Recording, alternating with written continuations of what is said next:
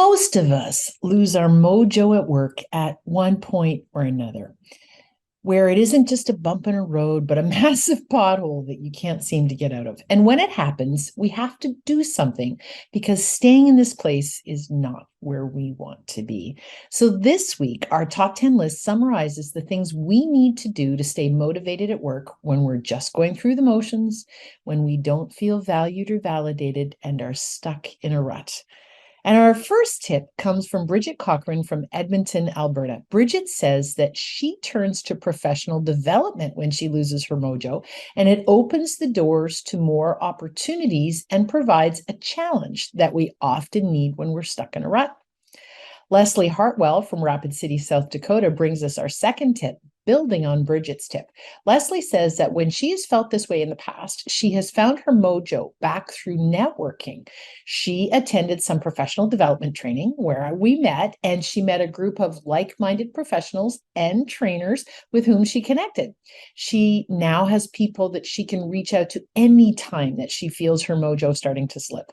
Leslie says that she knows that some people hate networking, yet the benefit it brings you far outweighs the dread of meeting new people. Love it or hate it, networking works.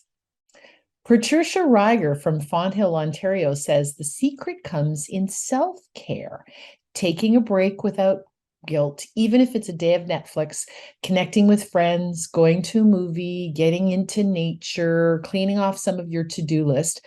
Obviously, the answer is to switch it up, but be prepared to do this regularly because there's no quick fix for getting your mojo back.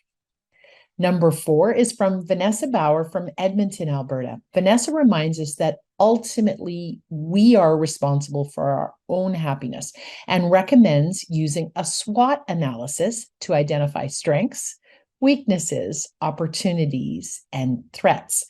Take that information and then develop a plan that motivates you. Maybe it's a new project, a professional development, a new role in your workplace, or short or long-term goals. If you want an in-depth article on how to complete a SWOT analysis, be sure to go to my website under my Help Me Rhonda tab, and you can read exactly how to complete one of those. Sheila Brown from Victoria, BC brings us number 5. Sheila says the secret to getting your mojo back is to look for opportunities to do more or do something new.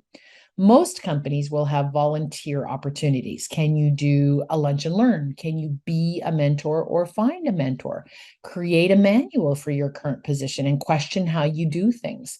Are there new or better ways to improve what you do every day? Take a course, learn a new skill, watch a webinar. Keeping the brain learning is one of my secrets too. Number 6 comes from Angela Shaw from Austin, Texas. Angela shares that we need professional interests outside of work so that your job or company is not your entire identity. Serve on a board, volunteer with your favorite nonprofit, get involved in church, teach a class. Do things outside of work that will help balance the negative emotions you are having because you have something else you enjoy and look forward to. Maya Rivera from New York says that she balances the lack of motivation by doing the things she loves in chunks in between the things that she has to do but doesn't love. It helps lessen the feeling of it being a chore, and motivates Myra to get the things she doesn't like done so she can get back to focusing on what does inspire her. Number 8 is from Debbie Adler from Vista, California. Debbie says that when this happens to her, she has approached her supervisor to talk about what is happening. That, as Debbie says, takes experience and maturity to tell her supervisor that she isn't happy, doesn't feel valued or valuable, but it does help offer alternatives to suffering in silence or just leaving your job.